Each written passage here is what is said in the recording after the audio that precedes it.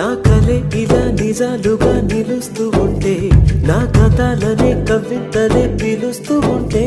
ఈ వరాలుగా ఉల్లాసమే కురుస్తూ ఉంటే పెదవికి చంప తగిలిన చోట పరవశమేదో తోడవుతుంటే పగలే అయినా